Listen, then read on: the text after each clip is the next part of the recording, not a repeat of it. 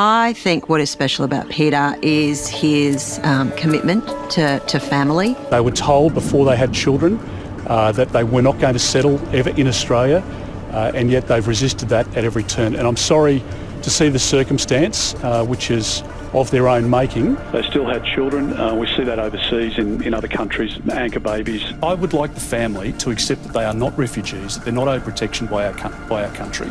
They came here by boat, and we've been very clear that they wouldn't stay. In this case, they've been found right to the High Court not to be refugees. What I would like Australians to know about Peter is his immense empathy and his immense kindness. I'm sorry to those people that have been adversely affected. I truly am. Everybody should abide by the law.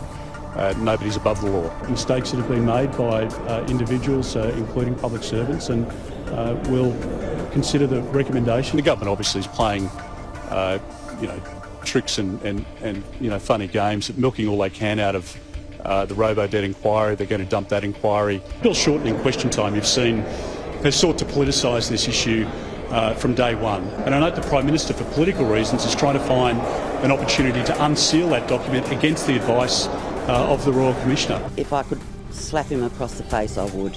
He is very, very passionate about building a better life in a great country for all Australians. There was a resounding no to the Prime Minister's Canberra voice. Having a Canberra voice is not going to resolve the issues on the ground in Indigenous communities. I don't believe this is in our country's best interests. By starving the Australian people of the basic detail about the voice, the Prime Minister is really setting the voice up for a fail. I think he's treating the public, frankly, like mugs at the moment. I'm advocating a no vote because I don't believe it's in our country's best interests. If we just end up with another layer of bureaucracy, it's actually going to be a worse outcome for those Indigenous Australians, particularly living in regional and remote areas. The vast majority of people are absolutely clear and adamant in their position. They want a better outcome for Indigenous Australians. We don't want to disrupt the system of government, the democracy that we've got.